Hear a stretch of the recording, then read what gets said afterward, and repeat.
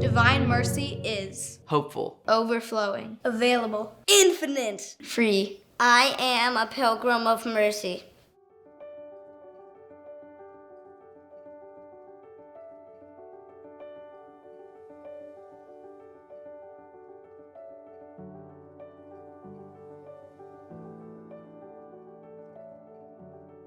Professor Williams taught at a small Catholic college.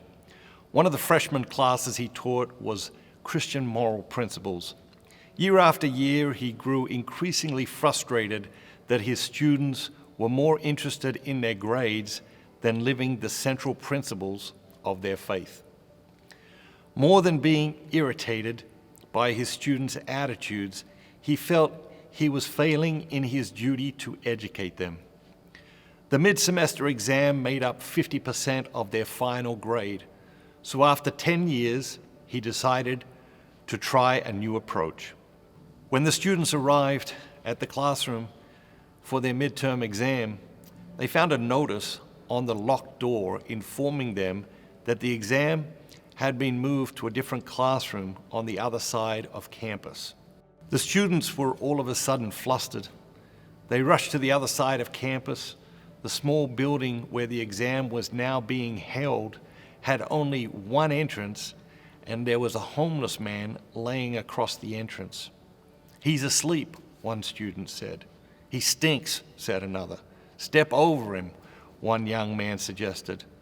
But they discovered they couldn't open the door without hitting the homeless man. "Wake him up," someone said. "I'm not touching him," his friend replied. "Is he dead?" someone asked. "Let's call security," another student suggested.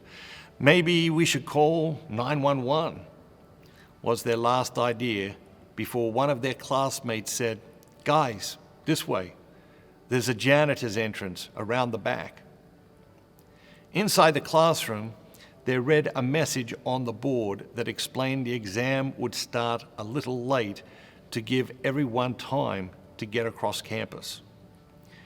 10 minutes later, the homeless man walked into the classroom. It was their professor, disguised as a homeless man. "The homeless man was your exam," Professor Williams explained.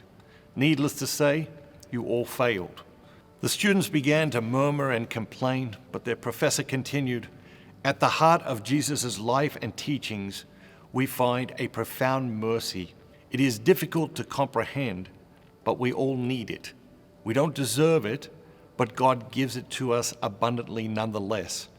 And to live the gospel means to carry this mercy into the world and share it with those who cross our paths, or in this case, block our paths." "That's 50% of our grade," one student called out. "Yes," the professor replied. "We're all going to fail the class," another commented with disdain. "You deserve to fail, and that would be justice. But as I am trying to teach you the compassion of Christ, his deep and abiding mercy, I am going to offer a make-up exam." A wave of relief swept through the classroom. "Over the next 10 days, I would like you to get to know a homeless person and write a paper listing 10 surprising things you learned about that person." When the students returned after the mid-semester break, the quality of the discussions in class improved for the rest of the year. Now let's consider another question. What would have to happen for you to end up living on the streets? My older brother Andrew worked for a non-profit organization in Australia that provided crisis accommodation and helped the homeless rebuild their lives and integrate into society. One day at lunch, he said something that stunned me. "Most people are only 3 events away from becoming homeless." "Say that again?" I asked for clarity. "We refer to it as the rule of 3, my brother explained. Most people become extremely vulnerable to homelessness if they experience 3 of the more stressful life events in a short period of time: job loss, the death of a loved one, divorce, chronic illness, a serious injury at work, unexpected medical expenses, domestic violence, eviction, loss of housing, or even moving. Why moving, I asked. That's the crazy one. It's not much spoken about, Andrew explained. A family moves and one partner locks the other partner out during the move to instigate separation as a first step toward divorce. 40% of Americans are just one paycheck, unexpected medical bill, or job loss away from financial instability. When it comes to homelessness specifically, it's estimated that about 25 to 40% of people could be vulnerable to homelessness if they experience 3 major stresses. My brother further explained, we use this rule of 3 as a heuristic to remove judgment from our hearts and minds. The reason it's so easy to judge homeless people is because we see them as different. Dirty, smelly, irresponsible, lazy, dangerous, etc. The reason it is so easy to ignore homeless people is because we don't see them as our neighbor. A lot of people point to addiction and mental illness as the primary cause of homelessness, but it isn't that simple. Sometimes addiction and mental illness lead to homelessness, and sometimes homelessness leads to addiction and mental illness. It is a vicious cycle, and addictions and mental illnesses that were manageable with stable housing and work often become unmanageable on the streets. Think about the emotions that come with homelessness: fear, shame, hopelessness, loneliness, frustration, depression, anxiety, and guilt. These are enough to test any person's mental health and would drive most people to some form of substance abuse. The Department of Housing and Urban Development reports that at least 771,480 men, women, and children are homeless in the United States today. Are we really okay with that? Now let's consider another question. Who is my neighbor? Our collective answer to this single question directs human history. When Jesus was asked the question, he famously replied with the parable of the Good Samaritan. Living out the corporal works of mercy and the spiritual works of mercy is our answer to the question, who is my neighbor? The world is full of desperate need and destructive want. When we put our wants ahead of other people's needs, we abandon our humanity. Who is my neighbor? This simple question challenges our morality, our ethics, our virtue, our worldview, and it challenges who we think we are. I have spent countless hours pondering this question, and this is the conclusion I have reached. When most people ask the question, they are usually looking to exclude someone. But the more we grow in wisdom and holiness, the more people we tend to include in our answer to the question, who is my neighbor? And for the saints, there were no strangers, just neighbors. The mandate of divine mercy is to continually expand our definition of neighbor until nobody stands outside the circle of our compassion.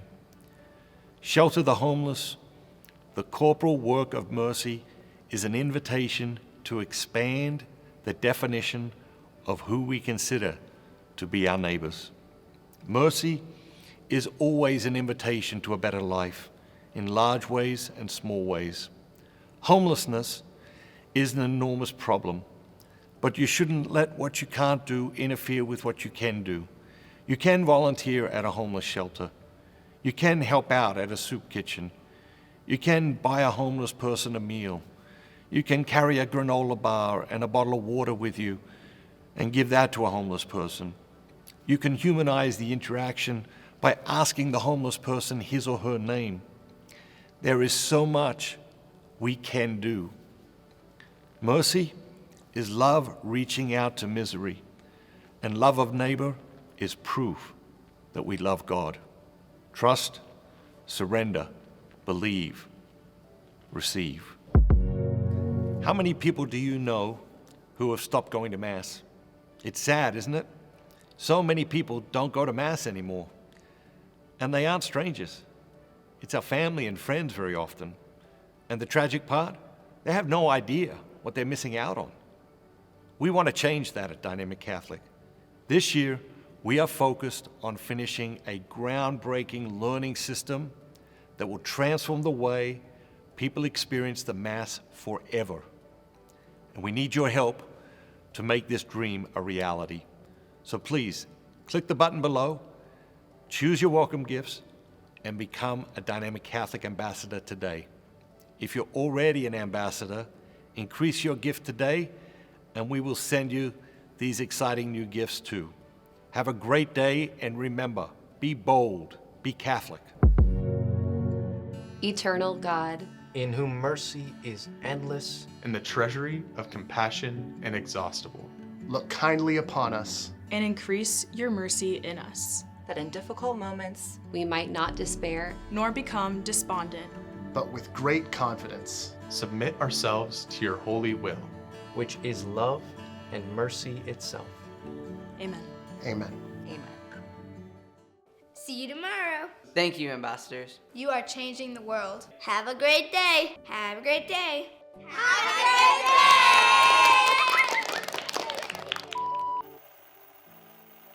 Hey, Harry, one of the best ways to be a pilgrim of mercy is to collaborate with God to create holy moments.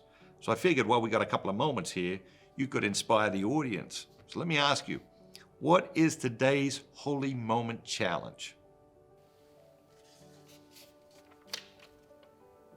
Apologize to someone and accept nothing in return.